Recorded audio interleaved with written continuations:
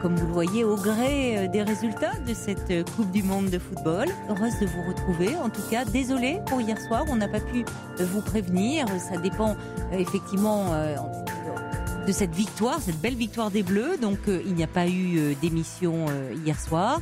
Nous sommes là en direct jusqu'à 2h avec vous. Demain, comme le rappelait Nicolas Poincaré, pas de match, donc on se retrouve aux horaires habituels, 23h, 1h. Jeudi également, 23h, 1h. Dimanche, mêmes horaires, on va reprendre un petit rythme comme ça de croisière.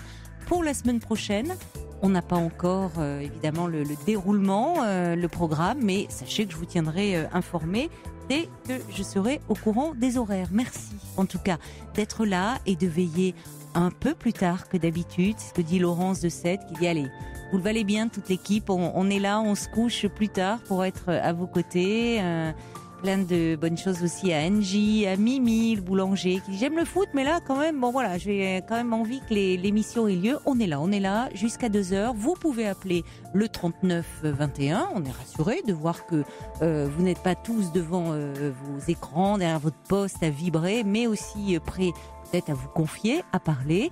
3921. Paul et Jeanne sont fin prêts, Philippe Chartier également, qui réalise cette émission, et vos messages que je reçois déjà nombreux par SMS au 7 39 21 ou par mail sur le site europe1.fr. Europe 1. Caroline Dublanche. Bonsoir Émilie. Oui, bonsoir Caroline. Bonsoir. Donc je vous appelle parce que j'ai un petit souci. Oui. Donc voilà, je vous explique. Je suis avec un homme depuis 8 mois à peu près. Et depuis j'ai pas compris. Depuis 8 mois. D'accord. Ouais. Et c'est le premier homme de ma vie. Donc avant j'ai eu des histoires, c'était avec des femmes. Donc c'est vraiment pour moi le premier amour de ma vie. Ah oui. Oui. Voilà. Et en fait le souci c'est que depuis le départ, par rapport à son comportement, à sa personnalité, Oui. je sais très bien qu'on n'est pas fait pour être ensemble. Sauf que je me suis enfoncée à tout faire pour le garder. Au niveau financier parce que je l'ai aidé. On est parti de sa région pour partir ailleurs pour lui. Et là je me rends compte qu'au final on devait être mieux et on est de pire en pire. La relation va de pire en pire. Et j'arrive pas à le quitter. Et je comprends pas pourquoi, depuis le départ, je le sais, qu'on va dans le mur, et je suis restée. Et pourquoi maintenant, même aujourd'hui, quand on se dispute et que c'est fini, je reviens. Je comprends pas.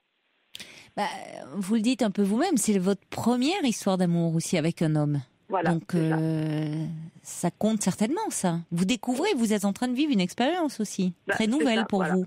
Exactement.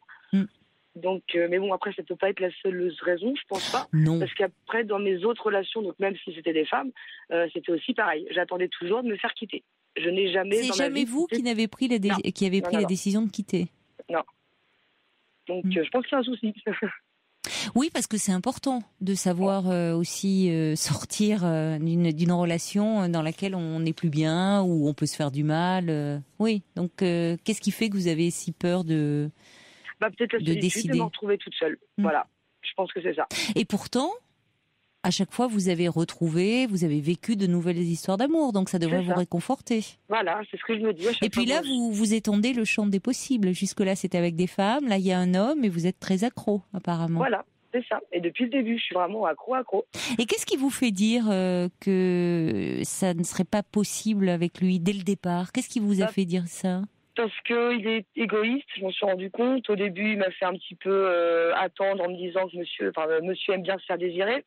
Donc au début d'une histoire, j'ai pas trop compris pourquoi il voulait se faire désirer. Bref, c'est pas grave. Et puis je le trouve égoïste. Et dans nos rapports, en fait, au niveau communication, c'est quelqu'un qui ne parle pas, qui ne communique pas. Et moi, j'ai besoin de parler, j'ai besoin de communiquer. Et lui, depuis le départ, il m'a dit, je suis comme ça, je parle pas. Et même au niveau intellectuel, on va dire, on n'a aucune conversation. Peut me plaire. On s'amuse pas, rien du tout. Alors, qu'est-ce qui vous plaît tant chez lui ? Qu'est-ce qui vous plaît tant ? Il est super beau, voilà. Il est beau. Oui. Et puis, c'est le premier homme à qui je me suis donnée. Il m'a donné confiance et qui vraiment m'a dit... Vous n'aviez jamais fait l'amour avec un homme ? Oui, j'avais déjà fait, mais c'était juste, c'était quand j'étais célibataire. Voilà. Donc, j'ai jamais touché que les hommes. Hein. Jamais depuis le départ, c'est ce que je disais avant. Je ne suis jamais tombée amoureuse d'un homme. Sexuellement, ça pouvait le faire, il n'y avait pas de souci, mais je ne l'aimais pas, donc automatiquement, c'était juste une aventure et voilà. Et là, vous l'aimez, lui ? Voilà, ah oui, je l'aime. Après, c'est quoi l'amour ? Comment on sait qu'on aime ou voilà. Au début, je sais que je l'aime. On le sent. Après, on a, je sais pas, chacun donnerait sa définition de l'amour, mais peu importe. On n'est pas, le bac de philo est passé. L'important, c'est ce que vous ressentez. Bah, je pense que je l'aime. Aujourd'hui aussi, je pense encore que je l'aime. Et je comprends pas pourquoi on se fait du mal comme ça tous les deux. Mais justement, qu'est-ce qui vous fait dire que vous faites du mal? Qu'est-ce qui se passe entre vous? C'est que, moi j'attends beaucoup de choses. J'ai fait énormément de choses pour notre relation. Donc on est parti de sa région pour qu'il soit mieux. Moi je trouve qu'il boit beaucoup. J'arrête pas de lui dire qu'il boit trop, mais il dit que ça va s'arrêter. Mais voilà, il travaille pas depuis le début que je suis avec lui. Moi je suis chauffeur routier, je fais un métier d'homme. Depuis le début que je travaille tout le temps.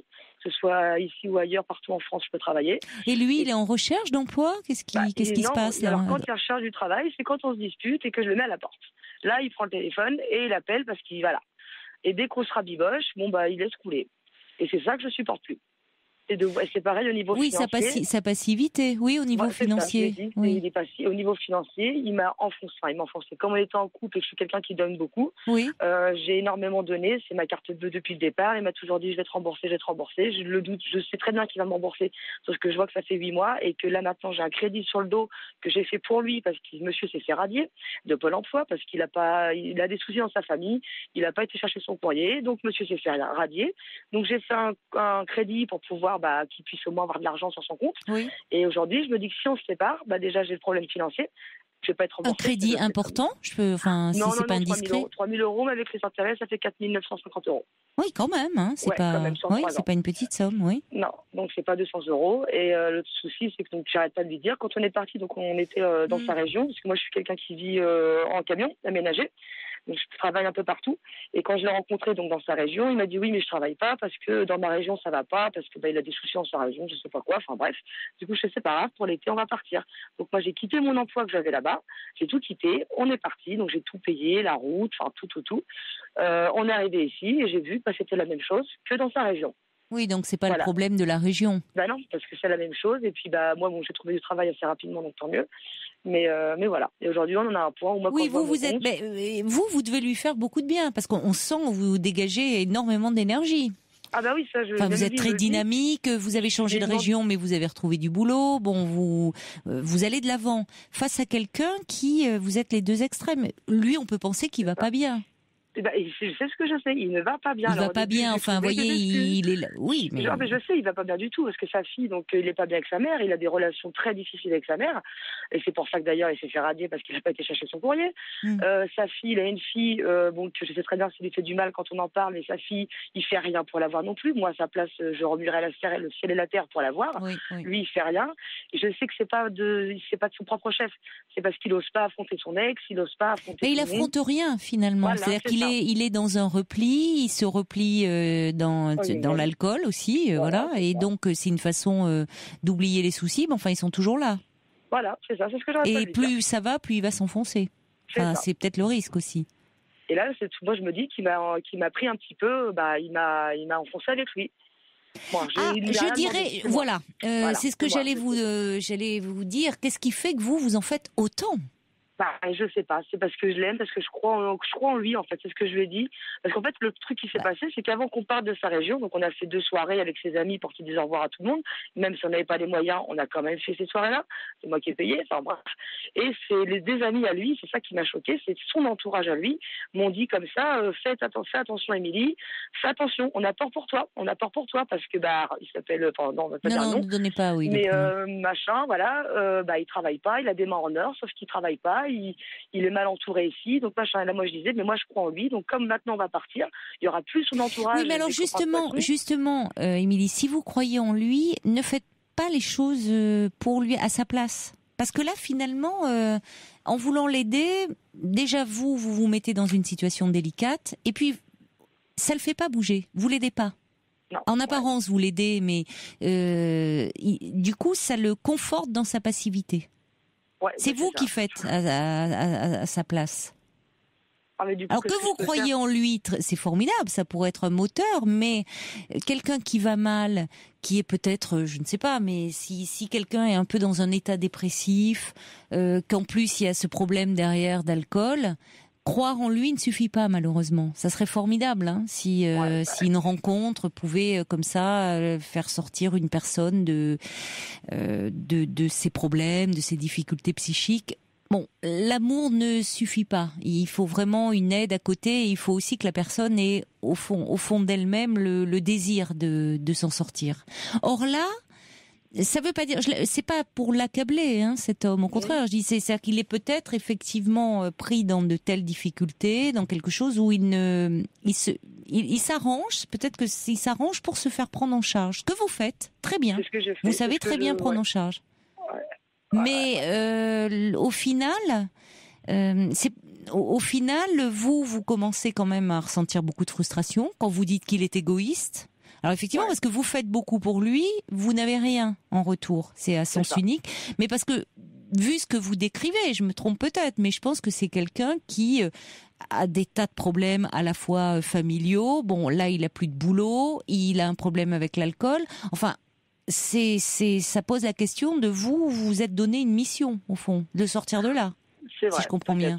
Inconsciemment peut-être, ouais. Dans vos relations affectives, c'est souvent comme ça, vous prenez sous votre aile des gens qui vont pas bien? Je me suis rendu compte, en fait, après, sinon, à chaque fois, donc je rencontrais quelqu'un, tout allait bien, et comme par hasard, au bout d'un mois, c'est le licenciement, le machin, et voilà. Et à chaque fois, c'est toujours moi qui s'est retrouvée à toujours payer, à être de l'avant et à être là pour les personnes. Puis au bout de 3 ans, pof, on met à la porte.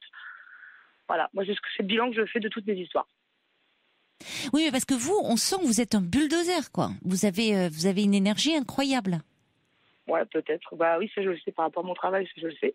Oui. Mais j'ai pas envie non plus de m'enfoncer, toute seule et de me retrouver toute seule, tout ça pour ça. Je me dis, c'est pas juste quelque part. Après, c'est peut-être moi qui, je sais pas. Non, en tout cas, ça fait 8 mois et ça fait 8 mois où bon, il bouge pas. Non, et où il est plutôt dans le déni, vous dites. Alors au-delà, l'alcool c'est compliqué parce qu'il mesure peut-être pas lui-même, pense qu'au fond il n'a pas un problème avec ça. Mais non, ce qu'il me dit c'est que c'est parce qu'il travaille pas. Voilà, et tout tourne autour du travail. À chaque fois que je lui fais un reproche, il me dit oui mais c'est parce que je travaille pas. Oui, travaille alors. Parce que c'est parce que tout tourne à cause de ça. Donc l'alcool, c'est pareil. Là, il y a des places il a fait des entretiens là dans la région où on est. Et comme il a plus de permis à cause de l'alcool, et du coup, il n'a pas été pris. Oui, donc c'est pas un problème nouveau. Donc vous voyez, il tourne en rond là. Voilà, il tourne en rond et parfois derrière les problèmes d'alcool, il peut y avoir un problème de dépression. Hein. La dépression amène à l'alcool et l'alcool, malheureusement, fait que la personne, ça renforce l'état dépressif. Donc c'est vraiment un cercle vicieux. Donc ce que vous pourriez peut-être, pour l'aider, c'est lui dire, plutôt que parce que face à quelqu'un qui s'alcoolise, et lui il peut avoir le sentiment que il peut s'en passer, il n'est pas si dépendant que ça, donc il peut être nier le problème, dire plutôt écoute, là depuis plusieurs mois, voire peut-être plusieurs années, il rencontre plein de difficultés familiales, il voit plus sa fille, il aimerait bien la voir, mais il a même plus l'énergie peut-être de faire les démarches pour la voir, il n'a pas l'énergie pour son travail, il sait pas par quel bout prendre les choses, dire que ça serait bien qu'il accepte de l'aide. Ouais, mais j'arrête pas de lui dire, je lui dis d'aller voir un psychologue, d'en parler, mais c'est hors de question. Il n'a pas de souci. Mais alors vous pouvez rien faire de plus. Ouais, c'est bien ce que je me semble, ce que je me dis, je peux rien faire. Mais non, du coup, parce que ou peut-être dire, en tout cas, lui dire que vous justement vous croyez en lui, vous tenez beaucoup à lui, vous pouvez lui dire que vous l'aimez. Enfin, c'est important aussi que vous croyez en lui et que c'est d'autant plus dur de voir qu'il est en train de s'abîmer et de se gâcher de cette façon. Parce que, vous voyez, entre ses amis qui disent qu'il a des mains en or, donc il a un capital sympathie, cet homme. C'est-à-dire il touche les autres. Il vous a touché. Il y a des amis aussi qui reconnaissent ses qualités. Il y a que lui qui ne les voit pas, malheureusement. Lui a peut-être une image beaucoup trop abîmée de lui-même pour se voir capable. Oui, mais certainement. Je suis une merde. Voilà. Dès il m'a fait un appel au suicide il y a pas longtemps, quand une dispute, je vais me suicider. C'est super. Oui, alors là vous êtes pas. Je sais comment vous prenez ça. C'est vrai que vous êtes vraiment le jour et la nuit, parce que. Mais tant mieux que vous le preniez quand même aussi avec que vous plongiez pas non plus avec lui, parce que là c'est vrai qu'il est dans un chantage. Il va pas bien, certes, mais vous voyez, dès qu'il y a une amorce de conflit, c'est je vais me suicider. C'est l'arme absolue là. Hein. C'est ça, c'est ce que je me dis. Donc, à un moment, il fait en sorte certainement que les personnes le lâchent. Il a de la chance d'être tombé sur vous, puisque vous, jusqu'à présent, vous ne lâchez pas ce dont vous vous occupez. Peut-être parce que justement, au fond, vous les choisissez, peut-être inconsciemment, un peu fragiles, et que vous vous sentez responsable d'eux. C'est peut-être ça aussi. Oui, je pense que moi, par rapport à mon histoire personnelle, c'est ça. J'aime bien avoir quelqu'un sous mon aile. À vous occuper. Vous avez des enfants ? Non, pas du tout. Pas encore. Non. J'en veux, mais pas encore. Je suis jeune. Oui, parce que vous avez un côté très mère-poule. Hein. Peut-être. Vous avez quel âge ? J'ai 28 ans. Oui, vous êtes jeune, oui. Oui. Donc si vous en avez, oui. Donc, mais c'est pareil, comment ça se fait que j'arrive pas à le quitter ? C'est parce que j'ai peur qu'il se suicide ? Je pense, peut-être, vous ? Ou c'est parce que moi, j'ai peur d'être seule derrière ?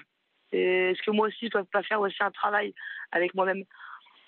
Si vos relations affectives vous portent toujours vers des gens qui sont fragiles et que vous vous retrouvez dans une situation où vous les prenez en charge, oui, ça mérite peut-être un peu après tout, d'y réfléchir. Ouais. Okay. C'est une façon, en s'occupant des fragilités des autres, de ne pas s'occuper des siennes. Oui, c'est vrai. Il y a quelque chose. Il y a quelque chose qui vous touche à travers eux, de vous, peut-être de votre histoire, et vous savez très bien prendre en charge. Vous vous êtes occupé dans votre histoire, vous, familiale, de quelqu'un comme ça ? Vous avez pris en charge Je me suis pris en charge, on va dire, un peu toute seule. Voilà. Oui, donc parce que vos parents, ceux qui en tenaient lieu, n'étaient pas à même de s'occuper de vous. Voilà, pas comme ils auraient dû. Oui. Là, je me rends compte aujourd'hui. Et c'est peut-être vous qui avez, à certains moments, les avez un peu portés ? Peut-être, je sais pas, mais moi je pense que je me suis beaucoup portée toute seule. Voilà. Oui, c'est pour ça aussi que vous êtes très sensible à la détresse, à la souffrance, à la fragilité. Ouais, peut-être. Quelque chose que vous connaissez. Ah bah oui. Vous en avez fait une force. Enfin, on sent que vous avancez, coûte que coûte. Et il vous a fallu déployer certainement... Ça a été votre façon de résister ? Ouais. Ou vous auriez pu vous écrouler, ça a été votre façon de résister. Et vous donnez un peu, peut-être justement, je ne sais pas, je connais pas votre histoire, mais quand on a eu des parents un peu, je vais faire vite, défaillants qui ne pouvaient pas assumer, qui n'étaient pas à même d'être parents, après, pour l'enfant, c'est un constat d'impuissance qui est assez terrible, parce que l'enfant, il aime ses parents, quels que soient ses parents. Et quand il les voit s'effondrer d'une façon ou d'une autre ou aller mal, il se dit qu'il n'a pas pu les sortir de là. Donc après, les personnes qu'il rencontre dans sa vie, ça peut être, et beaucoup dans les relations amoureuses, parce qu'en amour, on rejoue beaucoup de ce qu'on a vécu, de ces premiers liens affectifs, de ceux qui nous ont construits. On peut vouloir prendre en charge un peu toutes les personnes fragiles, essayer ce qu'on n'a pas pu faire avec dans nos premiers liens d'attachement, de le faire avec les personnes suivantes. C'est pas bête. Je pense que oui. Il y a un petit peu de ça, je pense. Et c'est un risque parce que finalement, vous avez une énergie un peu, j'allais dire hors du commun. Enfin, en tout cas, une grande capacité à prendre en charge, à beaucoup de dynamisme. Mais c'est autant de choses que vous mettez pas pour votre propre vie. Et où vous vous retrouvez dans des situations à chaque fois difficiles, un peu d'impuissance. Comme vous faites avec cet homme que vous essayez avec beaucoup de générosité, beaucoup d'altruisme, beaucoup d'amour, de sortir de ce bourbier là dans lequel il est. Ouais. Mais vous avez beau l'élitroyer de toutes vos forces, lui, il bouge pas quoi. Non. Il bougera peut-être d'autant moins que vous allez être, vous voyez, derrière lui à vouloir le faire avancer parce que au fond. Vous le prenez en charge. Je pense, ouais. Et ce que vous pourriez peut-être lui dire, c'est que lui rappeler aussi les qualités qu'il a quand il vous dit qu'il est qu'une merde. Bon, c'est aussi parce que il peut y avoir une complaisance aussi là-dedans, à dire je suis nul. Finalement, ça à vous, comme ça, vous vous occupez bien de lui, il bouge pas. Et il entretient aussi. Donc, lui dire que vous le voyez pas comme tel, sinon vous seriez pas avec lui. Que les gens qu'il aime, ses amis non plus, c'est lui qui a une si mauvaise image de lui. Donc il ferait peut-être bien de travailler un peu là-dessus, parce qu'il a plein d'atouts et qu'il ne voit pas, et que vous ne pouvez pas, vous n'allez pas rester éternellement à ses côtés s'il est en train de se dévaloriser et finalement de rester comme ça aussi passif. Vous voyez, à un moment, il faut aussi peut-être un peu le mettre face à lui-même, avec beaucoup de tendresse, beaucoup d'amour, mais ne pas l'entretenir non plus dans ce côté-là. D'accord, ouais, je vois ce que vous voulez dire. Je n'avais pas pensé à ça. Parce que c'est vrai que du coup, je lui fais beaucoup de reproches. Et c'est que des reproches, que des reproches. Oui, alors des reproches qui vont dans le sens qu'il est nul, incapable de rendre quelqu'un heureux, que tout ce qu'il entreprend, il se plante partout. Ça le conforte dans cette image, dire bah oui, je te l'ai bien dit, je suis qu'un nul. Dire non, justement, c'est ça le problème. C'est que lui dire qu'il a plein d'atouts, plein de qualités, qu'il ne les voit pas, qui ne se voit pas tel qu'il est, au fond, et capable d'inspirer de l'amour et beaucoup de sympathie aussi de ses amis, de l'affection. Et que donc, à un moment, lui dire, ça suffit, quoi. Arrête, ou en tout cas, essaie de tordre le cou à ce minable que tu crois être et que tu n'es pas. Ouais. De tordre le cou, dites-lui pas ça parce que c'est au figuré, vous voyez. Qui va peut-être le bouger. Au figuré, hein, c'est-à-dire qu'à un moment, il faut en finir avec cette image négative qu'il a de lui-même. Alors quand il vous dit là, ah oui, je vais me foutre en l'air, bon, dire, écoute, arrête. Moi, je suis pas là pour entendre ça. On peut pas avancer comme ça. Tu souffres, je le sais que t'es pas bien, mais à ce moment-là, va en parler. Ok. Et si vraiment il veut pas et qu'il est dans le déni, bon bah je pense que ça sert à rien que je me ruine la santé. C'est-à-dire que il y a deux points. Dans ce côté que vous avez d'aider aussi, il y a un côté forcément, oui, vous y perdez beaucoup d'énergie, mais en même temps, il y a un côté gratifiant dans le fait d'aider. Ouais, il y a un côté où bon, on prend en charge quelqu'un, ça aussi, ça permet à soi d'avoir une meilleure image de soi-même. Ouais. Dans cette position très altruiste, vous voyez. Donc, il y a pas que des mauvais côtés. C'est aussi pour ça, parfois, qu'on a du mal à sortir de ce type de relation. Ça vous renvoie aussi à vous, quelqu'un, ce que vous êtes. Certainement d'altruiste, de généreux, mais bon, simplement, à un moment, on peut pas aider et sortir de quelqu'un qui n'a pas envie, au fond. Oui, c'est vrai. Je me doute bien. Ok, parce que vous me dites avec des mots différents, mais je pensais un petit peu la même chose, quoi. Non. Qu'il y a un moment, je peux pas aller plus loin que ce que je peux faire. Non, et vous pouvez dire, et il s'agit pas de le mettre en dette à tous les sens du terme, pas seulement financière, mais dire j'ai fait beaucoup pour toi et tu te bouges pas. Parce que d'admettre, t'as pas l'énergie. On voit bien pour ce qui lui tient à cœur, sa filleote, il peut pas. À un moment, il a quel âge cet homme ? Il a 32 ans. Bon, alors à 32 ans, franchement, il y a plein de choses qui restent possibles. Et si, au lieu de noyer son impuissance, son chagrin, sa souffrance dans de l'alcool, il ferait mieux d'aller en parler. Et c'est justement parce qu'il ne parle pas qu'il va mal aussi, cet homme. Ouais, et je pense qu'il parle vraiment pas du tout. Hein. C'est vraiment c'est le problème. Et c'est le problème des gens qui parlent pas. Et puis à un moment, ils passent à l'acte, ils explosent, quoi. Voilà, donc, dites-lui au moins qu'il en parle à son médecin. À ce moment-là, ça peut faire peur le mot psy, hein, quand on n'a jamais consulté, qu'il en parle au moins à son médecin traitant. D'accord. Ok. Bon je pense que je vais le diriger vers là, et puis on verra bien. Petit à petit, je vais essayer. Oui, j'espère pour vous, que ça va bouger, parce qu'on vous sent pleine de désir qu'il aille mieux, cet homme. Ah bah oui. Dites-lui aussi quand même, hein, mais bon. Ok. Bon. Je vous remercie. Je vais aller dans ce sens-là, et puis je croise les doigts pour que ça marche. Et moi pour vous alors. Okay, merci Émilie. Belle nuit. À vous. Belle nuit à vous. Vous travaillez ce soir ? Oui, là je pars en tournée. Ah bon, bonne route alors. Hein. Merci, au revoir. Au revoir. On accueille, je ne sais pas si Joseph est là ou on passe un peu de musique. Qu'est-ce qu'il en est ? Et alors il y a Fabienne qui dit justement, moi j'adore le dynamisme d'Émilie, elle est vraiment super et elle mériterait vraiment de trouver quelqu'un aussi avec qui elle peut aller de l'avant et construire. Et Cathy dit peut-être que dans l'intimité, cet homme est valorisant aussi pour vous. Jean-Claude, lui, des Bouches-du-Rhône, dit non, vous devriez vraiment laisser tomber. Allez, on accueille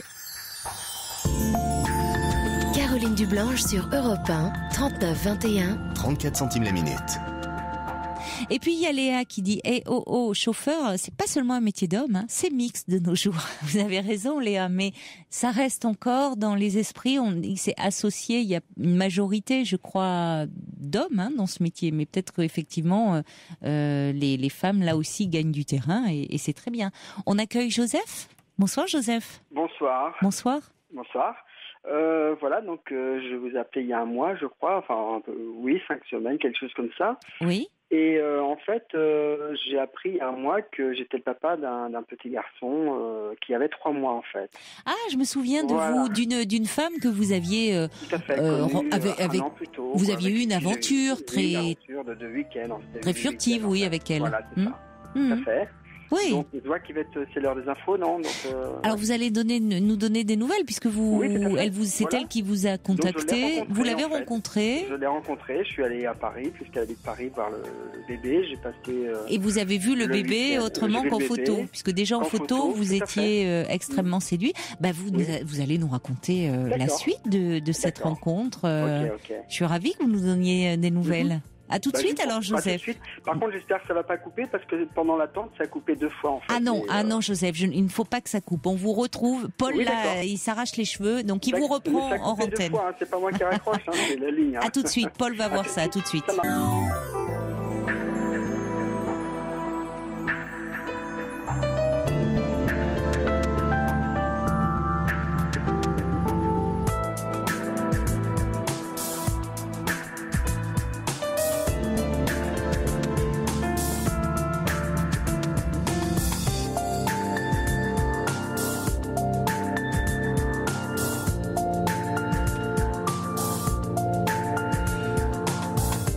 Nous sommes ensemble encore pour 1 heure de direct. Oui, tout est un peu chamboulé, hein, vous l'aurez compris en ce moment en raison de la Coupe du Monde de football. Donc, on improvise, on joue les prolongations. Nous aussi, on va jusqu'à 2 heures. Pas ce soir, hein, c'est-à-dire mercredi soir, jeudi soir et dimanche soir, on retrouve les horaires habituels. 23h, 1 heure. Je vous en veux pas, hein, si vous y perdez vous aussi, je comprends, mais c'est pour ça que je vous le redis, pour que vous puissiez noter un peu nos rendez-vous. Ah, il faut parfois un peu de surprise, comme ça fait du bien, ça suscite un peu le désir, hein, sinon on s'installe trop dans une routine. Allez, on va retrouver Joseph, j'espère qu'il est là, que son téléphone n'a pas coupé. Joseph, vous êtes là, Oui, 39 21, oui, bien là. sûr, jusqu'à 2 heures. Vous pouvez nous appeler. Alors Joseph, on s'était parlé, Oui, allô. bon, je me souviens plus, mais il y a quoi, environ un mois, vous me dites, 5 Oui, c'est ça, semaines, oui. où vous aviez eu la surprise d'apprendre que vous étiez papa. Tout à fait, oui. Donc alors, on avait parlé longuement parce que vous étiez très emballé, très heureux En fait, finalement. Oui, oui, tout à fait. Oui, c'est vrai que c'était une surprise. Comment dire, qui m'a fait plaisir en fait, Oui. qui m'a fait plaisir. Et cet enfant, c'est un petit garçon métis en fait. Et j'ai toujours rêvé d'avoir un enfant métis, donc c'est peut-être, C'est la vie qui vous fait un cadeau là. voilà, c'est peut-être ça. Mais en même temps, j'ai beaucoup d'interrogations parce que la femme avec qui j'ai eu cet enfant, bon, Oui. c'est une femme de très très gentille. Elle n'est pas vénale, elle n'a pas fait ça. Je pense qu'elle s'est trouvée enceinte. Je pense qu'elle a eu envie d'avoir l'enfant. Et donc, dans sa culture, elle voulait garder l'enfant et elle l'a gardé. Elle m'a juste appelé pour me prévenir, en fait, que j'avais un enfant avec elle. Oui, la Mais question. elle l'a pas fait. Elle l'a pas fait pour me demander de l'argent ou reconnaître l'enfant. Elle m'a juste dit que l'enfant, il avait besoin d'un père, d'une mère, quoi. Voilà. Mais pourquoi elle a pas fait au moment même ou enfin en tout cas pendant sa grossesse ou C'est vrai. Vous l'avez demandé? Je lui ai demandé, oui. Oui. Et en fait, je l'avais vu 2 week-ends. Un week-end à Paris, et un week-end elle était venue chez moi. Et puis quand elle était venue chez moi, il y avait beaucoup de routes. Moi, je travaillais beaucoup à l'époque. Elle avait passé beaucoup de temps sur la route. Elle était fatiguée, moi aussi. Et quand elle est repartie, je lui ai dit que, au moment de se quitter, que je voulais pas poursuivre en fait. Et moi après, j'ai perdu mon téléphone, donc j'ai pas pu l'appeler. Oui, Elle je ne me m'a souviens. pas appelé, c'est vrai. Donc, mais elle aurait dû m'appeler, mais je sais pas. Je sais pas ce qui s'est passé dans sa tête. En tout cas, vous Ouais, la sentez sincère. Oui, C'est ça. tout à Vous fait, sentez tout pas, à fait. elle vient pas avec une demande Non. auprès de vous financière ou autre. Non, elle voulait. on n'a pas du tout. Oui, elle j'ai voulait passé vraiment 2 que jours avec elle, en fait, 3 jours même. Et j'ai vu l'enfant. Bon, pour moi, c'était assez émouvant, et, assez solennel même. Je voulais, c'est un enfant qui a presque 3 mois quand même, donc il vient pas de naître non plus. Et allô? Oui, oui, je vous écoute, Ah oui, je suis d'accord, là, pardon, ne vous inquiétez excusez-moi, pas. je croyais que ça avait coupé, d'accord. Non, non. Et donc, ça s'est bien passé. J'ai pris l'enfant dans mes bras. Bon, c'est fait bizarre au début parce que c'est un étranger et il faut faire connaissance. Puis il m'a vite souri, enfin, ça s'est bien passé. Donc, avec elle, pendant les 3 jours, moi, j'ai eu une relation, on va dire, de couple. Donc, on est en contact, on se téléphone, je l'appelle tous les jours. Et je la trouve très... C'est une personne qui est très gentille, en fait. Je suis un peu touché par sa gentillesse. Sa façon avec l'enfant, elle est très, très, très affectueuse. Elle a une fille qui a 10 ans, elle est très, très bien aussi avec sa fille, en fait. Donc voilà, par Vous contre... la trouvez très maternelle, elle vous plaît en tant que mère, voilà, vous la trouvez très attentive. Voilà, tout à fait. Par contre, en tant que femme, je suis pas attirée autant que ça. Enfin, voilà, c'est ça. Oui, parce qu'on en avait parlé. Vous disiez que peut-être après tout, vous n'aviez pas pris le temps de la connaître, de la découvrir. Ouais. C'est peut-être aussi après, bon, c'est peut-être mon problème à moi aussi où j'ai beaucoup de liaisons et souvent je me lasse très vite en fait. À chaque fois, et enfin, je n'arrive pas à être amoureux. Voilà, à chaque fois que j'ai une liaison, ça dure pas longtemps parce que je me lasse et.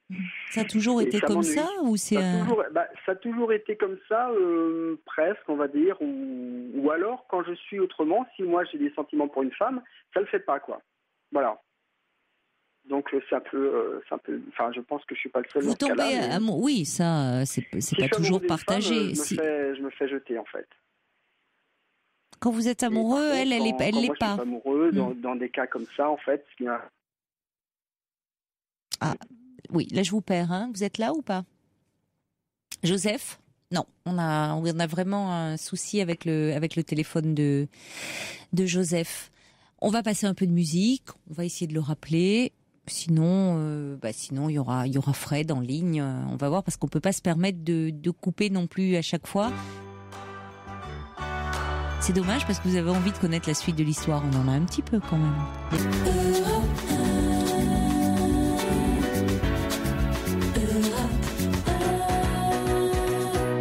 Bon. Autant vous dire, on n'a pas récupéré Joseph. Hein, là, un petit souci de téléphone. C'est pas la première fois puisque il avait perdu son téléphone après cette aventure avec cette dame rencontrée comme ça, qui est revenue quelques mois plus tard pour lui annoncer qu'il était papa. Donc la suite au prochain épisode. C'est ce que dit Laurence finalement. Cette libre antenne, c'est bien que les auditeurs appellent pour donner des nouvelles, nous tenir au courant. C'est aussi un peu les feux de l'amour, nous dit-elle. Et puis Christelle dit en tout cas c'est bien que par rapport à cet enfant qu'elle vous ait prévenu, effectivement, si elle est dans cette démarche de qu'elle souhaite un père pour son enfant et pas se l'accaparer. C'est une très bonne démarche et apparemment sur ce point-là, Joseph l'a senti sincère. Donc après tout, ça aurait été bien s'il avait été amoureux d'elle, mais c'est pas le cas. Il peut être un père pour cet enfant, au moins être un couple de parents. Et puis il y a Frésia qui dit allez, moi. On saura au prochain épisode, effectivement, pourquoi peut-être Joseph a du mal à s'attacher aux femmes, tombe amoureux de femmes qui ne le sont pas. Frésia me dit, je vais faire un peu la psy. Est-il trop attaché à sa mère et à un point tel qu'il ne peut pas s'attacher à une autre femme? Nous saurons ça un prochain soir. Avec Joseph, c'est promis, on vous repassera. Mais pour le moment, on accueille Fred. Bonsoir Fred. Fred, bonsoir. Bonsoir. Vous allez bien? Oui, je vais bien, et vous? Ça va, impeccable. Alors pour votre émission, déjà, je vous écoute un peu tous les soirs, quoi. Ah, c'est gentil. Il est dans le sud. Vous m'appelez d'où? C'est ça. Là, moi, je suis chauffeur, donc je roule entre Paris et Marseille. Ah, heureusement que vous êtes là. Hein. Au moins, ça, je sais que je peux toujours compter sur vous. Parce que vous travaillez aussi la nuit. Ouais, voilà, toute la nuit, un peu comme l'auditrice que vous avez avant. Ah oui, comme Émilie, qui était chauffeur également. Ouais. Voilà, c'est ça. Et là, vous trouvez où, là? Là, du côté de Mâcon. D'accord. Ça roule bien? Oui, à cette heure-là, il n'y a pas de souci. Oui, c'est fluide. Voilà, c'est pour ça, c'est bien. Donc vous avez le temps de parler un petit peu. Et vous avez bien apprécié le témoignage d'Émilie, vous êtes un peu retrouvés? Tout à fait, ouais, j'ai bien aimé. Puis il y a pas mal de choses que j'ai entendues, que vous disiez, puis qu'elle disait, qui revenaient un peu sur mon histoire à moi. Donc c'est pour ça que j'ai dit que j'allais un peu vous appeler. C'est pas pareil, mais il y avait des choses qui se ressemblaient un peu, quoi. Oui.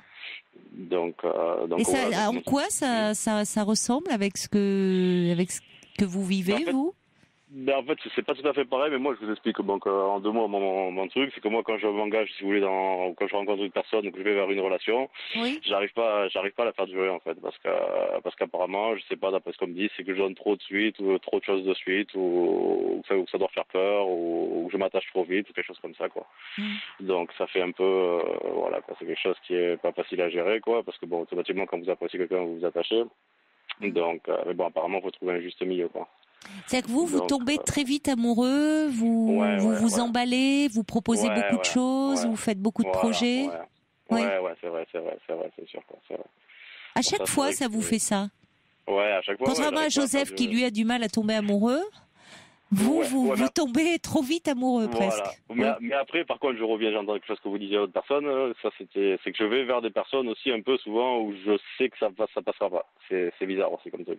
Ou que ça, il y a quelque chose qui va foirer. Ça aussi, c'est un truc que j'arrive pas à comprendre. C'est intéressant alors, oui. Et voilà, oui, parce qu'au fond, vous investissez, vous, à fond, vous êtes à fond dans l'histoire, mais il y a quand même une petite voix en vous qui vous dit, de toute façon, avec elle, ça peut pas marcher. Exactement. Donc vous prenez pas trop de risques, au fond. On pourrait dire les choses comme ça. Ouais, c'est possible. Donc déjà la dernière fois, c'est parce qu'il y avait une grosse différence d'âge. La fois d'avant, c'était parce que c'était une personne qui était vieille et qui savait pas où elle en était. Donc mais d'avance, voilà, quoi. Bon, c'était à prévoir aussi, quoi. Donc c'est vrai que c'est un peu dur à comprendre et à gérer, quoi, à analyser, quoi. Et est-ce que vous avez eu des histoires où justement vous ne fonciez pas comme ça d'emblée dans l'histoire et où la personne avait envie, elle, de s'investir aussi? Non, c'était plus l'inverse, quoi. C'était plus l'inverse, parce que si après ça m'arrivait aussi, quoi. Ça arrivait aussi, bien sûr, ou c'est moi qui ai arrêté, bien sûr. Mais ça a été c'est plus l'inverse, quoi. Donc quand j'en parle moi à mes amis proches, tout ça, ils me disent que je donne, que je donne trop tout de suite, que je donne trop tout de suite, quoi. Donc pour moi c'est quelque chose qui est dur à comprendre, quoi.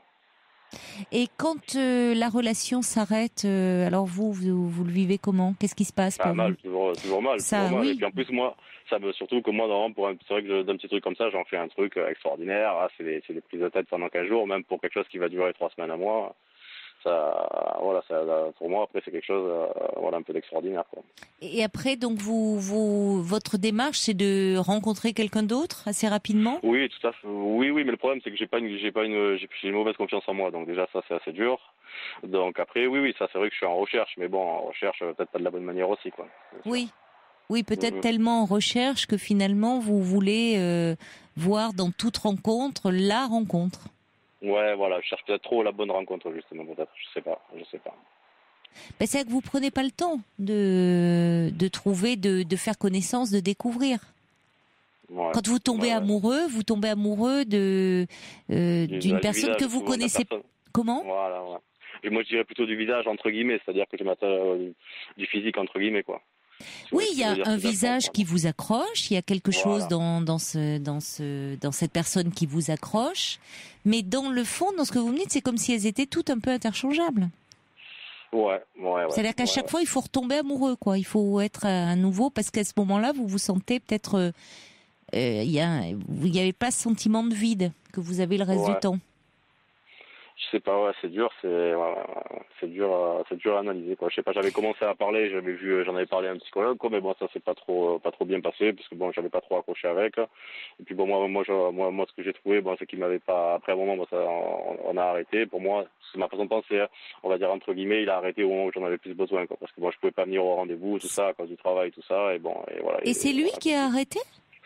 Oui, parce que c'est lui, parce qu'il m'a fait comprendre que si je venais pas au rendez-vous, parce que lui, vous savez, il voulait que je vienne tous les 15 jours, quoi. Et j'avais mon métier, c'était pas facile, tout ça, je comprends. tout. Oui. Donc voilà. Et puis en plus, j'avais eu une histoire avec une personne, quoi, donc il m'avait vraiment un peu chamboulé, quoi. Donc c'est vrai que c'était le moment où j'étais un peu perdu. Oui, complet, vous aviez besoin de soutien. Voilà. Et lui, justement, il m'a dit, mais si vous venez pas à tous les rendez-vous, machin, ça sert à rien, on n'avancera pas et tout. Il m'a mis un peu la pression. Et puis un jour, j'ai annulé un rendez-vous et puis il m'a fait comprendre que ça m'intéressait plus. Donc ça m'a mis un peu un frein, quoi. Oui, je comprends. Là, je comprends si vous sentez que lui vous pousse vers la sortie, c'est-à-dire qu'il s'est pas adapté à votre vie, au fond, à votre rythme. C'était pas parce que parfois il y a des personnes qui, à la fois, vous savez.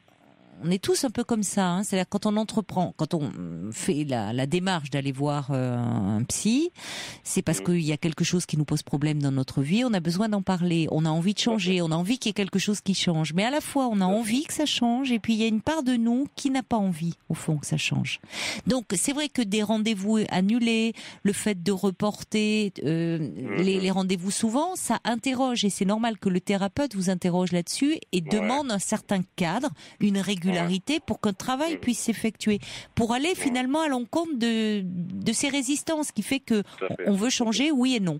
Mais en même temps, de plus en plus aujourd'hui, les psys s'adaptent aussi au mode de vie des personnes. Et là, en l'occurrence, c'était pas forcément de la résistance de votre part, c'était que dans les faits, il y a des moments où vous n'êtes pas sur place, et vous ne pouvez pas être là.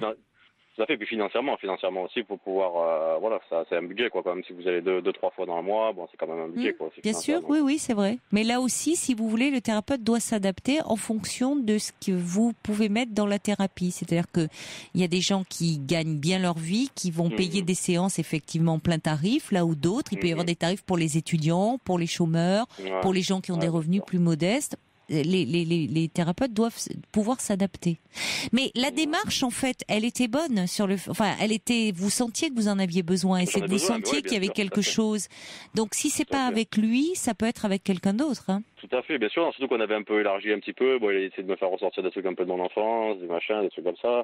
Donc, on a commencé. Mais pour moi, j'ai pas tout à fait, j'ai pas trouvé. J'ai peut-être des idées, des machins, mais je sais pas. C'est normal parce que c'était les balbutiements de la relation. En tout cas, c'était les débuts de la relation, donc c'était normal. Vous ne pouviez pas, on ne trouve pas comme ça. C'est pas magique, hein. Ça serait génial mais ça se met en place progressivement et en tout cas, on en souffre moins. Et puis, on n'est pas toujours dans le même schéma. C'est-à-dire que vous avez besoin dans le fait d'aimer, c'est être aimé en retour, c'est vous rassurer finalement sur vous-même. Ouais, c'est vrai, tout à fait. C'est vrai, c'est sûr. Mais après, il y a forcément dans notre façon d'aimer, la façon dont on se comporte dans nos relations amoureuses, on dit long sur nous-mêmes et sur la façon dont on a été aimé. Donc c'est normal qu'il vous amène à parler de vous enfants, des relations que vous avez pu avoir avec vos parents, comment vous avez été aimé, trop, pas assez, parce que qu'on soit très aimé ou pas assez, souvent ça peut produire les mêmes symptômes, j'ai envie de dire. Hein. Ouais, bien sûr, tout à fait, c'est sûr. Non, c'est sûr. Je sais pas. Actuellement, vous êtes amoureux ou pas? Vous êtes dans une phase? Non, j'ai rencontré une personne il y a pas longtemps. Tout ça, ça a pas duré longtemps. Ça a duré un mois. À l'origine, c'était juste comme ça, juste pour le week-end. Bon, il n'y a pas d'engagement, il n'y a rien. Et puis un petit peu, on commençait à s'attacher, tout ça. Et je lui posais la question, tu t'attaches? On me disait oui, moi aussi. Et puis je sais pas. Et puis du jour au lendemain, machin, ça a été plus de nouvelles. Ça a été un peu froid, un peu bizarre, quoi. Et puis je l'ai revu. Il a fallu que je harcèle la personne entre guillemets pour avoir un peu des explications pourquoi tu réponds pas, machin. Et puis quand on s'est vu, c'était tu t'attaches trop, quoi. Donc voilà, attention, c'est une personne qui avait 10 ans moins que moi. C'est une personne qui a beaucoup de soucis aussi, parce qu'elle a été longtemps avec une personne, elle venait juste de la quitter. Enfin bon, voilà, quand je suis allé vers cette personne aussi, je savais déjà qu'elle allait avoir des problèmes. On en revient à ce que je vous disais tout à l'heure. Donc voilà, donc je m'étais un petit peu entre guillemets attaché à cette personne. Mais c'est vrai que là vous dites bien, et vous en êtes conscient d'ailleurs vous-même, de dire s'attacher au bout d'un mois à quelqu'un qui, comme si cette personne au fond un mois auparavant ne la connaissait pas, mais c'est comme si là elle devenait le centre de notre vie, de notre univers, et que tous les projets passaient par elle. Il y a quelque chose qui est excessif. C'est ça qui fait peur. Voilà. Il y a quelque chose qui, au fond, n'est pas d'ailleurs, quand on y réfléchit bien, à froid. Quand vous êtes plus dans cette passion, dans ce désir d'être toujours près de l'autre, on peut se demander, à juste titre, si dans ces cas-là, on est aimé réellement pour ce que l'on est, ou parce qu'on est là et parce qu'il faut combler des manques, des failles chez l'autre. Parce que finalement, au bout d'un mois, on ne connaît pas vraiment qui on a en face de soi. Et heureusement d'ailleurs. Non, donc, on peut sentir que la personne, il y a un besoin d'amour extrêmement fort parce que derrière, il y a des blessures, des fragilités et qu'il faut finalement qu'on sert à quelque chose. Alors que l'amour, c'est pas ça. C'est-à-dire que l'autre n'a pas à servir, à réparer, à combler des choses qui nous ont fait souffrir. Tout à fait, c'est vrai. Donc derrière ce côté, ça fait peur, c'est-à-dire qu'au fond, il y a peut-être aussi une lucidité de dire c'est trop. Ouais, mais c'est un peu ça, comme on a dit, c'est un peu ça. Mais ce qui est bizarre, c'est que moi, par contre, j'ai aucun problème à être seul. C'est-à-dire que moi, je vis seul, j'ai un manque entre guillemets normal. Quand je veux dire quand je vis seul, mais je veux dire, c'est pas que je suis pas bien quand je suis seul non plus. J'ai pas besoin d'avoir quelqu'un. Je suis très autonome. Alors ça, c'est important. Oui, c'est ça. C'est-à-dire que vous pouvez, quand vous êtes seul, ça va bien, mais quand vous êtes amoureux, c'est là où vous angoissez. Peut-être, un peu la peur que l'autre ne vous aime pas assez, ou vous quitte, ou... C'est ça. Bon, déjà, c'est une force de pouvoir pouvoir rester seul et de ne pas être mal. Et vous, justement, quand vous étiez enfant, vous avez eu des parents très aimants, très présents, très protecteurs, ou au contraire? Oui, très présents, trop protecteurs, ça c'est sûr. Et puis après, il y a autre chose aussi, mais ça pour l'instant c'est inconscient. Je sais pas, moi j'ai été adopté, mais très jeune, donc j'ai pas connu mes parents. Donc après mes parents adoptifs, donc, ils sont très bien occupés de moi. Même s'il y a eu un petit ce que je vous ai dit tout à l'heure, un peu trop couvert, quoi. Mais je sais pas. Et après j'écoutais justement, je sais plus si c'est sur votre radio, je sais plus, j'ai entendu parler justement qui parlait des choses comme ça, que les gens qui avaient été adoptés, que inconsciemment il existait j'ai pas le mot. Je sais pas si vous connaissez le syndrome de l'abandon. Vous avez déjà entendu parler de ça? Oui. Voilà. Alors je sais pas, j'avais entendu une émission là-dessus, j'avais écouté. Oui, c'est pas systématique. Moi, j'aime pas quand on systématise. Vous voyez, c'est pas. Peut-être dans mon cas, je sais pas. Mais c'est pas les gens qui ont été abandonnés systématiquement ont des problèmes après d'abandon et répètent ça. Pas systématiquement, parce qu'il n'y a pas une histoire d'adoption qui ressemble à une autre. Mais quand vous dites que vous avez été adopté très jeune, vous aviez quel âge? Bébé? Quelques mois, oui, bébé. Quelques mois. Donc j'ai pas connu. Mais il n'empêche que même pour un petit bébé, il y a ce moment de la vie quand même intra-utérine où on sait que les échanges avec la mère biologique sont quand même, il y a quelque chose qui se met en place avec le bébé. Et puis il y a ces premiers mois de vie qui comptent, qui sont inscrits dans notre inconscient. Et puis après, il y a l'histoire qui se joue avec les parents d'adoption. Et quand il y a quelque chose qui, chez vous, finalement, vous êtes dans cette quête de l'amour, il y a une demande très forte, vous avez une envie, vous avez comme tout un chacun, qui n'a pas envie d'être aimé, mais le problème, c'est que vous vous mettez dans des schémas qui vous font souffrir. C'est-à-dire que, du coup, vous voulez aimer, vous voulez être aimé, et en même temps, à chaque fois, à un moment, vous rencontrez plutôt du rejet. Et ça, c'est douloureux. C'est ça. Mais c'est exactement ça, c'est ce que je vis à chaque fois, en fait. C'est-à-dire que ça démarre bien, vous n'avez pas de mal pour rencontrer des femmes, pour vous en faire aimer, vous plaisez, mais à un moment, il y a peut-être quelque chose qui bascule dans l'intensité, c'est peut-être tellement intense qu'effectivement, ça provoque l'effet inverse. Et du coup, quelque chose qui est douloureux pour vous. Donc, vous aviez raison de vous pencher là-dessus. Ouais, mais surtout qu'après, je sais pas, parce que je sais que j'étais très turbulent ensuite quand j'étais jeune. J'étais très turbulent à l'école, c'était ça, tout ça et tout. Par contre, je n'ai pas de manque, consciemment, je n'ai pas de manque de rechercher mes parents, je n'en ai pas l'envie. Maintenant, inconsciemment, je sais pas. Mais consciemment, je veux dire, je n'ai pas envie de faire la recherche, tout ça. Donc c'est ça qui est un peu bizarre, quoi. C'est pas un truc qui ça ne vous pose pas un problème. Non. Ça ne vous pose pas. Vous n'avez pas envie de partir à la recherche de vos origines. Vous avez vos parents. Vous êtes bien. Vous avez construit un lien avec eux. Mais vous savez, c'est ce qui est difficile justement. Enfin, c'est ce qui est. Il y a ce. Vous dites bien consciemment, et ça va très bien sur ce plan-là. Mais il y a ce qui fait. Qui nous agit finalement, on pense être libre, mais on est déterminé aussi par ce qui nous échappe, c'est-à-dire par ce qui est inconscient. Et c'est pas forcément lié d'ailleurs à relier, ça peut être un peu simpliste, d'emblée relier ça à votre histoire d'adoption. Peut-être qu'il y a un lien, peut-être pas. Il y a aussi parfois dans des parents comme ça qui sont hyper protecteurs, très présents, très aimants. Ça n'aide pas. Ça peut être des parents finalement qui sont très anxieux derrière ça et il y a rien de plus qui se transmet mieux que l'anxiété, et ça aide pas un enfant à avoir confiance en soi. Mais parce que même souvent ces parents-là, ils font ce qu'ils peuvent, les pauvres, eux-mêmes ils doutent d'eux-mêmes, voyez, donc il peut y avoir des choses qui se transmettent, et après on peut travailler là-dessus parce que la confiance en soi, il y en a qui en ont plus que d'autres, mais on peut un peu travailler là-dessus. Donc je trouve que la démarche que vous aviez faite d'aller en parler était une bonne démarche. Maintenant, il faut trouver quelqu'un qui soit un peu plus compréhensif, un peu moins dogmatique, et qui vous impose pas un cadre, qui va s'adapter un peu à votre rythme à vous. Puisqu'il y avait une vraie demande. Non, c'est sûr. Pour que vous soyez plus heureux, que vous arriviez finalement à trouver ce que vous recherchez. D'aimer et d'être aimé, et vous avez envie de stabilité derrière. Ouais, voilà, tout à fait, bien sûr, tout à fait. Parce que là, en fait, l'histoire se reproduit à chaque fois. Oui. À chaque fois, je me dis, je vais moins donner, je vais moins faire, mais en fait, non, je me perçois qu'à chaque fois, je refais pareil. Et oui, parce qu'il y a quelque chose qui vous pousse à... Voilà. Donc, si vous voulez, dès qu'on se rend compte qu'on est un petit peu prisonnier, entre guillemets, d'une façon de fonctionner, de quelque chose qui se reproduit dans nos relations, dans les relations qu'on a avec les autres, qui nous met en difficulté, ça vaut la peine de se pencher sur son histoire. Parce qu'effectivement, on peut dénouer quelque chose sur lequel, au départ, on n'a pas de maîtrise parce que c'est inconscient.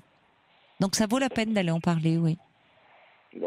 Parce que vous êtes très jeune, hein? Vous avez quel âge? Oui, 32 ans. Oui. 32 ans.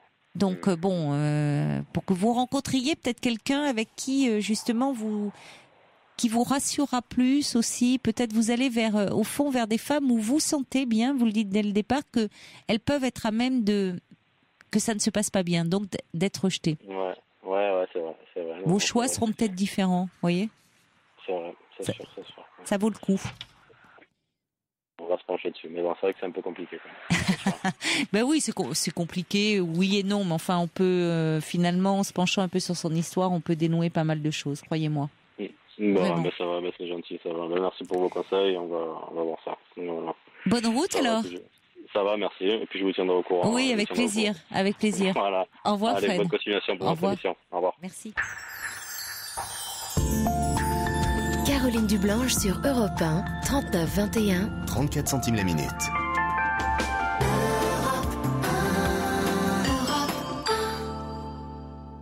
Bonsoir Mimi. Bonsoir Caroline. Bonsoir. Un plaisir de vous entendre. Ben oui, alors et moi aussi c'est plaisir partagé. Hein. On s'est parlé il y a pas très longtemps, et c'était vous réagissiez à un témoignage. Je dis, il n'y a pas que les chauffeurs routiers qui nous écoutent ce soir. Non. Il y a aussi les boulangers. Les boulangers aussi, oui. Voilà, vous êtes au fournil là à cette heure-ci. Oui, prêt à cuire les croissants, une tournée de croissants. Vous vous levez à quelle heure? Je commence à 21h le soir. Commencez à 21h et jusqu'à 8h? Non, midi le lendemain. Oh là là, vous faites de ces journées. Aujourd'hui, le problème, c'est que mes enfants nous ont reproché justement d'être passés à côté d'une vie familiale ordinaire, quoi. Ah bon? Et aujourd'hui, on les voit plus que rarement. Alors les petits-enfants, c'est encore moins. Et ça fait vraiment mal, quoi. Et surtout ma fille, parce que ma fille, elle a un caractère très très impulsif. Oui. Puis moi aussi. Alors à chaque fois qu'on discute ensemble, quoi, ça part en vrille, quoi. Oui, vous ressemblez beaucoup tous les deux finalement. Oui, parce que je comprends pas qu'elles ne comprennent pas justement qu'on s'est donné comme ça, quoi. Que c'était. Parce que vous travaillez avec votre épouse aussi. Oui, tout à fait. Oui, donc elle aussi avait les horaires, était dans la boutique, dans la boulangerie, des horaires aussi. Et qu'est-ce qui fait qu'il vous reproche ça aujourd'hui, ou ça a toujours été un peu, ou c'est maintenant parce que même son parent, enfin votre fille notamment? À l'adolescence, quoi. À l'adolescence, ils ont compris que les enfants des copains, de tout ça, ils traînaient un peu, puis eux, ils n'avaient pas les parents derrière, je ne sais pas, ils n'étaient pas suivis. Disons que leur scolarité, je me suis pas trop occupé parce que vu les horaires, c'était un peu. Bien sûr, oui, c'est une vie. Vous, il fallait bien à un moment vous dormiez aussi. Enfin, c'est une vie un peu à l'envers, oui. Tout à fait. Alors ma fille, j'ai essayé de compenser en étant plus copain avec elle, quoi. Ça n'a pas marché, quoi. Qu'est-ce que vous voulez dire par copain? C'est-à-dire Je n'ai pas trop joué mon rôle de père. C'est-à-dire le soir, quand elle voulait partir en boîte, je la faisais partir en douce de sa mère. Elle avait 16 ans. Ah oui, oui, d'accord. Oui. Voilà. Oui. Elle vous le reproche aujourd'hui? Oui, quelque part, oui. Quelque part.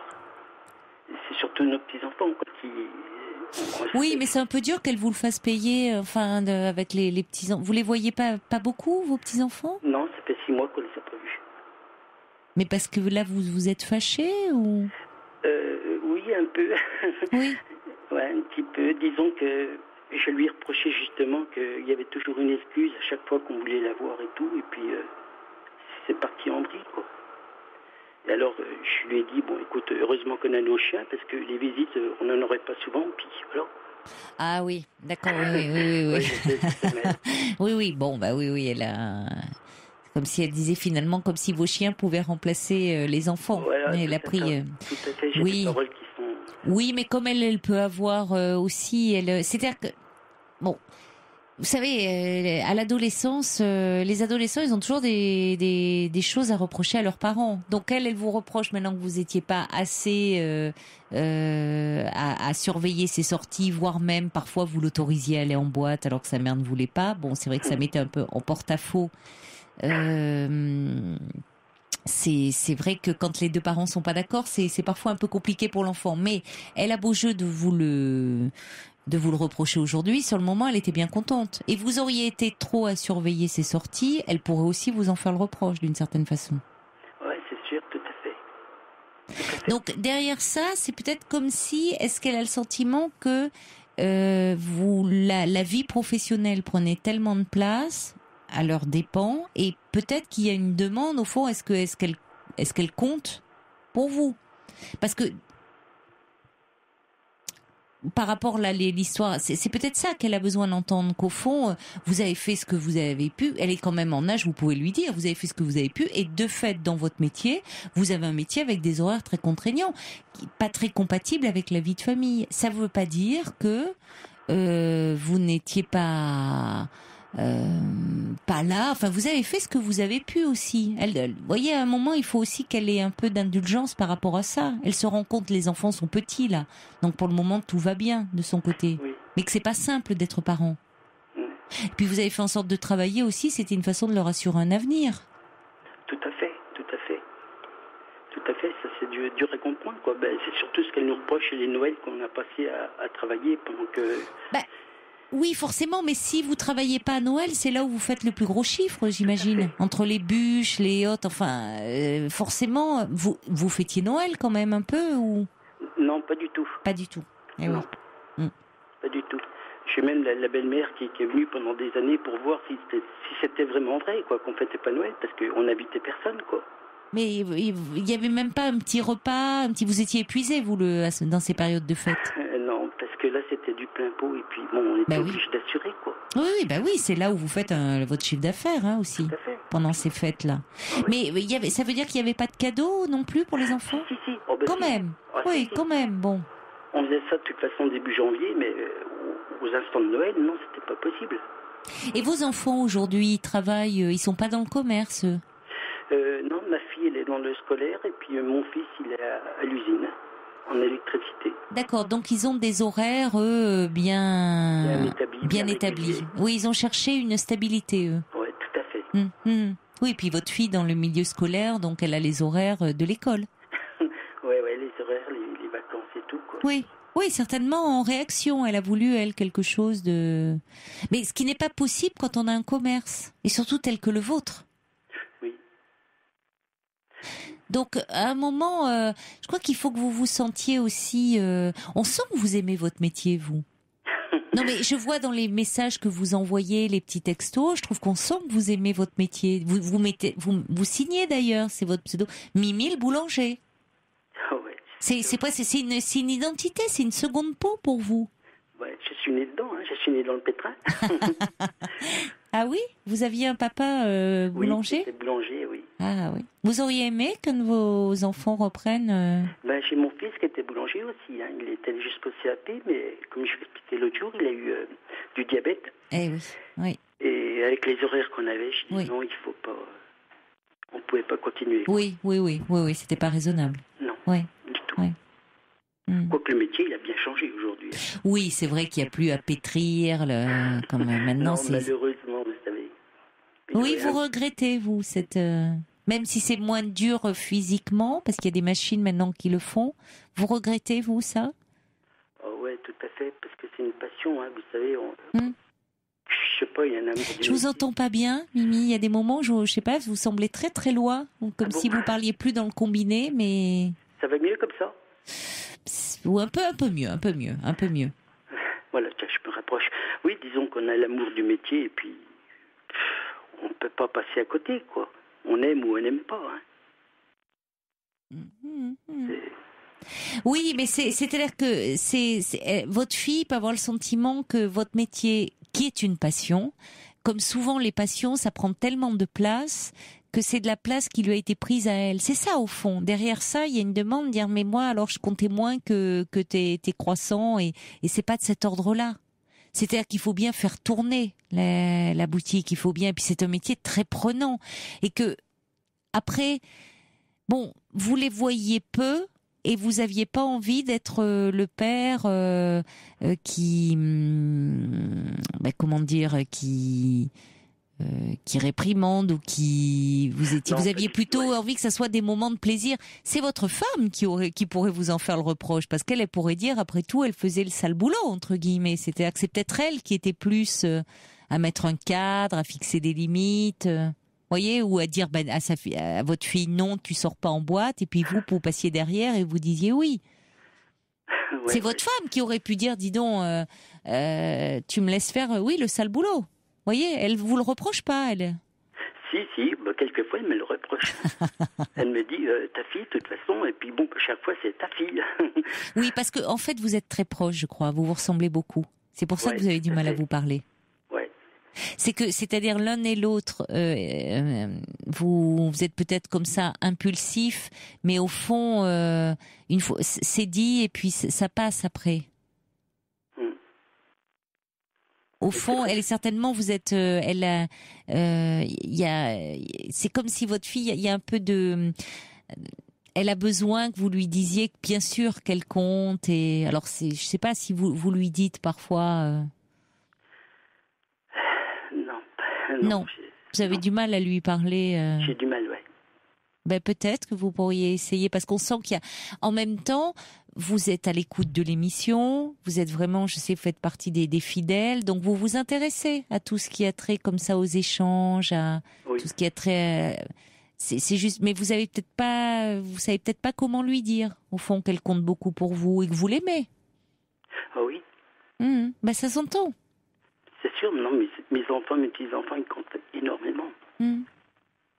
Et puis, qui sait, parmi les petits-enfants, il y en a peut-être un à qui cette passion, vous pourriez transmettre cette passion. Oui. Parce que, non, mais je veux dire, avoir un grand-père, c'est un vrai métier, je trouve, enfin, je veux dire, par rapport à tous ces métiers aujourd'hui, je trouve que ça devient compliqué d'expliquer aux enfants. Parfois, il y a des parents qui ont bien du mal à expliquer leur métier. Les métiers dans, justement, tout ce qui touche à... Il y a des métiers, ça devient presque virtuel. Vous voyez, même moi, j'ai du mal à en parler. Il y a des métiers, tout ce qui touche toutes les start-up, les choses comme ça, enfin, où ça devient difficile d'expliquer à des enfants concrètement ce que leurs parents font. Alors que là, vous dites, avoir un grand-père boulanger, c'est merveilleux. D'aller venir passer derrière, enfin dans le fournil, voir les croissants, justement toutes les gâteaux, les différentes sortes de pain, qu'un petit enfant puisse voir ça. Je trouve ça. Ils ont quel âge vos petits enfants? 5, 6 et 7. Ouais. Quand ils viennent, vous les amenez un peu avec vous. Bon, évidemment à ces horaires-là, ils dorment, mais vous leur parlez de votre métier, vous leur faites goûter, j'imagine. Oui, bien sûr. Oui. De toute façon, oui. Ils peuvent être fiers d'avoir un papy qui fait toutes ces bonnes choses. Ah oui. De toute façon, à chaque fois que je peux les voir, j'ai envahi mes petits-enfants. Hein. Et vous n'avez pas rappelé votre fille depuis? Disons qu'elle a toujours sur répondeur. Et puis, elle m'envoie un petit texto pour la fête des pères. Elle m'a envoyé « Bonne fête, papa, bise ». Vous l'avez rappelé pour lui dire que... Je tombe sur le répondeur. Vous lui laissez un message? Oui. Oui.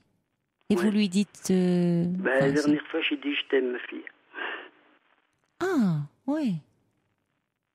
Oui. Vous voyez, je fais un grand pas Oui, en oui, avant. oui, Bon, oui, moi, oui. depuis, j'ai pas de nouvelles. Oui. Vous pouvez lui dire, écoute, ça serait bien qu'on se parle quand même. On va pas rester comme ça. Lui dire que c'est dommage. On va pas rester comme ça sans se parler et puis qu'elle vous manque. Ouais. Dites-lui qu'elle vous manque. Voilà. Et puis qu'on va dire quand même, c'est dommage. On va pas se fâcher comme ça. Pas maintenant. Ouais, c'est sûr. Léa dit, il a l'air tout gentil, ce monsieur Mimi. Il a une voix tellement douce, c'est vraiment dommage. Et puis il y a Michel d'ailleurs qui dit, qui trouve que vous avez le timbre de voix de Claude Lelouch, plus jeune. Il dit, ses enfants l'aimeront forcément, quoi qu'il arrive. Oui, mais j'adore les enfants. Vous savez, à chaque fois pour la fête du pain, je reçois toutes les classes des écoles. Ça fait des années que ça dure. Ah oui, ils viennent. Je leur montre le métier. Oui. Ils mettent la main à la pâte, ils sont contents comme tout. Mais forcément, mais vous, je suis sûre que parmi ces, il y en a qui vont venir vous voir dans quelques années, qui vous diront que vous leur avez donné l'envie de faire ce métier, hein. Ouais, tout à fait. Ah, mais ça naît comme ça, d'une rencontre, et parfois très tôt d'ailleurs. Vous savez, aujourd'hui, j'ai des jeunes adultes qui ont une vingtaine d'années qui viennent avec le diplôme que je leur ai donné à l'époque. Ah oui, c'est formidable. Que je sorte un petit diplôme du petit Lutron. Oui, c'est formidable, oui. Oui, donc quel dommage que vos petits-enfants soient privés de ça. Alors, il y a votre fille qui... Et vous pouvez lui dire, enfin, pas au téléphone, hein, mais quand vous l'aurez dire, je comprends que ça t'ait manqué, le côté vie de famille, et que tu aurais aimé qu'on fasse peut-être plus de choses ensemble. Mais on peut les faire maintenant, peut-être, et dire, il y a aussi... dire. Et puis, il faut lui dire, tu sais, de toute façon, si j'avais été aussi derrière toi, trop présent, à surveiller tes devoirs, tes sorties, tu me l'aurais reproché aussi. Qui n'a pas des choses à reprocher à ses parents, finalement. Mais l'important, c'est quand même derrière tout ça qu'il y a beaucoup d'amour, beaucoup de tendresse, on l'entend. Ouais. On a Fabien qui est avec nous et qui est boulanger comme vous, et je crois qu'il a envie de vous parler. On l'accueille ensemble ? Bonsoir Fabien. Bonjour Fabien. Bonsoir Caroline, bonsoir Mimi. Bonsoir Fabien. Donc alors vous êtes voilà. vous travaillez vous aussi à cette heure-ci, hein ? Bah voilà, j'ai un état de la façonneuse pour qu'on puisse s'entendre. Merci. Ouais, donc moi je souhaite intervenir parce que je me... Comment ? Vous vous retrouvez un peu ? Je me retrouve, voilà, merci. Je me retrouve vraiment dans ce qu'il dit, parce que même si on n'est pas de la même génération, donc moi j'ai repris il y a 1 an la boulangerie. Vous êtes plus jeune, avec, oui, vous avez quoi, une trentaine d'années vous, hein, j'ai Fabien ? 33 ans, ouais. Oui. Et en fait, là, je vois bien ma grande qui a énormément de mal à se faire à ça, parce que moi, je suis comme Mimi, je vis la nuit, je dors la journée. Mais oui. Et qui nous fait des crises parce que on s'occupe pas d'elle. Et donc, elle a énormément de mal pour ça. C'est pour ça que moi, quand j'ai décidé de reprendre ma boulangerie, c'était vraiment faire ma passion, mais aussi faire passer mes enfants aussi un peu devant, parce que nous on a eu des expériences avec des patrons qui aussi boulot, et on voyait les enfants à côté où voilà quoi, il y avait un petit manque. Et donc c'est pour ça que nous le 25 décembre on est fermé. Voilà, même quitte à faire serrer un peu la ceinture au niveau budget, parce que naturellement, fermer le 25 décembre, on se tire un peu une balle dans le pied. Ah oui, forcément, oui. Mais voilà, vous voulez privilégier le 25, c'est la famille, c'est la fête de Noël en famille. Voilà, même si je suis un peu comateux. Ouais. Mais c'est vrai que moi, j'ai eu un témoignage d'une boulangère qui a fermé il y a 1 an à côté de chez moi, et qui vient de temps en temps à la boulangerie en disant vous avez raison de fermer, faut profiter de vos enfants, parce qu'elle aussi a eu énormément de mal avec ses enfants, parce que ils étaient toujours la tête dans le guidon, quoi. Mais je comprends tout à fait Mimi. Oui, alors qu'est-ce que vous lui dites, vous, Fabien, à votre fille de 10 ans qui dit voilà, vous vous occupez pas de moi, qu'est-ce que vous lui répondez? Que lui dire? On va pas lui dire que le boulot passe en priorité parce qu'on se tire une balle dans le pied. Non, mais c'est pas vrai en plus. Enfin, c'est le travail aussi qui veut ça. Voilà, c'est le métier, c'est le boulot. Bon, elle est attirée par le chocolat, donc j'ai peut-être pas tout perdu. Mais oui, elle aime bien. Vous ne fermez pas à Pâques, alors là, vous restez ouvert. Je reste ouvert. Mais on essaye de passer. Le dimanche après-midi est bloqué pour les enfants. Voilà, oui. Là, ça va être les vacances, donc le lundi sera bloqué pour les enfants. Je me lève.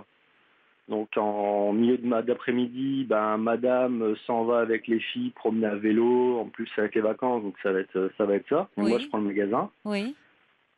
On essaye de passer énormément de temps avec eux, quoi. Mais c'est vrai que je compatis énormément.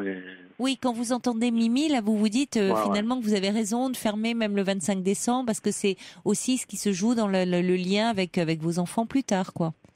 Mais je pense quand on vous entend, Mimi, moi je suis sûre que vous avez été un très bon père, même si vous n'avez pas été aussi présent que vous auriez aimé l'être, et que il y a tellement de c'est vrai que le travail prend beaucoup, et puis d'autant plus quand c'est une passion, mais en même temps c'est aussi vous transmettez des valeurs aussi avec ça. C'est-à-dire qu'il n'y a pas à opposer forcément le travail et la famille, mais c'est-à-dire que vous êtes pleinement investi dans ce que vous faites, vous aimez ce que votre métier. Après tout, c'est pas donné à tout le monde. C'est une chance, je trouve, d'aimer ce que l'on fait. Pourriez aussi, enfin, vous voyez, il y a quelque chose. Vos enfants pourraient dire, après tout, ça vous rendait heureux, en tout cas, vous, semble-t-il. Oui, il est peut-être trop tôt justement pour qu'ils s'en aperçoivent. Peut-être, ou je ne sais pas ce que traverse votre fille en ce moment. Est-ce que elle est vraiment bien dans sa vie? Non, elle est perturbée. Moi, je pense, c'est-à-dire qu'il y a des choses comme ça pour qu'elle. Elle a quitté son mari. Oui, d'accord. Donc il y a longtemps qu'elle a quitté son mari? 2 ans à peu près. Oui, donc c'est une période où elle a peut-être d'autant plus besoin de vous en ce moment, de votre soutien. En tout cas, je comprends mieux aussi peut-être ce repli vers la famille et du coup cette nostalgie de ce qui n'a pas été. Et vous savez, on oublie. Dans ces cas-là, on s'accroche toujours à ce qu'on n'a pas eu de la part de ses parents, jamais à ce qu'on a eu. Oui. La mémoire, elle est à ce niveau-là, on retient ce qui nous a manqué et pas ce qu'ils nous ont donné. Donc, d'autant plus dans une période où elle est pas très bien et où elle a besoin de votre soutien. Ouais, c'est vrai. Enfin, où elle a besoin de sentir que vous êtes là. Vous êtes là dans ce moment où elle se retrouve seule avec les enfants, où ça doit être aussi un peu compliqué. Peut-être qu'elle aimerait peut-être par moment aussi un peu pouvoir s'appuyer sur vous, parce que c'est pas facile de se retrouver seule avec des enfants. Oui, mais c'est vrai qu'elle habite assez loin, alors c'est pas facile. Et pour les vacances, vous pouvez lui proposer parfois de vous fermer un peu, de prendre les enfants? Elle est très proche de ses enfants. Et puis, ils traversent une période où le père n'est plus là, alors... Ils sont soudés. C'est très difficile, quoi. Mais est-ce que vous prenez des vacances? Tiens, je pense que Fabien a remis en route sa transformeuse, là, derrière. Oui, je prends un mois de vacances. Et vous pouvez pas proposer quelque chose, là, où, justement, les vacances approchant, peut-être qu'elle serait contente d'être un peu avec vous, de pouvoir s'appuyer sur quelqu'un aussi, de pas être seule? Si, cette année, on voulait le faire. Oui, mais je pense... Ouais. C'est-à-dire que c'est douloureux, une séparation. Et puis du coup, elle qui avait peut-être d'autant plus misé sur la famille, voulant offrir un cadre à ses enfants, une famille, ça lui montre, et il s'agit pas de rien, que même quand on a envie d'offrir ça, c'est pas toujours simple, la preuve. Malheureusement, elle s'est séparée. Et peut-être que ça la rend malheureuse aussi, ça, de dire au fond, je voulais offrir une famille à mes enfants, j'ai pas pu. Oui, elle est dans quelque chose où elle rumine pas mal et où ça la renvoie à elle, à son enfance, et elle voit que le mauvais côté des choses et pas tout ce qu'il y a eu de bon. Donc je pense que derrière ça, ce qu'il faut entendre, c'est que vous êtes là pour elle. Vous savez qu'elle traverse, que c'est difficile, mais qu'elle peut compter sur vous et peut-être effectivement lui proposer. Elle a peut-être quelque chose de prévu déjà, mais pour les vacances, de passer un peu des moments avec elle, qu'elle peut s'appuyer sur vous, y compris par rapport aux enfants d'ailleurs. Ouais, c'est sûr qu'en ce moment, elle traverse des périodes qui sont drôlement difficiles. Passer du temps ensemble. Dire, je sais, en tout cas, on est là et si on peut t'aider d'une façon ou d'une autre, t'entourer, toi et tes enfants, qu'elles ne s'en privent pas. Et votre femme, qu'est-ce qu'elle en dit? Je ne sais pas, elle me dit, c'est toujours des reproches, ta fille, t'aurais jamais dû faire ci, t'aurais jamais dû faire ça. Oui, mais ça sert à rien de sortir dans les... Oula, vous avez demandé... Qui c'est qui appuie sur les touches, là? Je sais pas ce qu'il faut. C'est Fabien? Non? Je sais pas, Fabien, il est reparti avec sa transformeuse. Vous m'entendez, Mimi? Vous appuyez sur vos touches, là. Ouais, non, c'est pas moi. Moi, mon téléphone, il est à côté de moi. Donc je touche pas aux touches. Fabien, si vous voulez, je vous laisse travailler. Hein. Merci beaucoup d'avoir pris la peine d'appeler. Bonne soirée. Et bon courage à Mimi. Voilà. Merci. Bon courage à vous. Surtout la nuit n'est pas finie pour vous. Hein. Il y a Cathy qui dit. 22h, je termine à 10h, moi. Voilà, bon courage, hein, vraiment. Il y a Cathy qui dit, je comprends pas, il y a d'autres métiers aussi contraignants, il faut pouvoir être fier du métier de ses parents, comme vous êtes fier de votre métier, vous avez bien raison. Maintenant, pour conclure, Mimi, votre fille, elle traverse une passe un peu difficile, et votre femme, quand elle vous dit ta fille, d'abord c'est pas c'est justement, ça montre à quel point vous étiez très liés l'un et l'autre au fond, très proches, et que votre femme, elle a pu aussi se sentir à un moment un peu exclue de tout ça. Donc c'est pas votre fille, vous n'êtes pas seul en cause, et puis ça sert à rien de vous reprocher ce qui n'a pas eu lieu. Maintenant, ce qu'il s'agit, c'est d'être présent pour elle le plus possible, finalement. Comme vous le faites. D'accord? Voilà. En tout cas, des messages. Il y a Margaret qui dit, j'espère que Mimi va se réconcilier vraiment avec sa fille, car il est bien sympathique. Et c'est vrai que la famille, c'est important. On vous le souhaite, en tout cas. On a un petit souci de ligne, mais en tout cas, bon courage à vous et à une prochaine nuit, puisque je sais que vous êtes là à chaque fois. Je vous embrasse. Au revoir.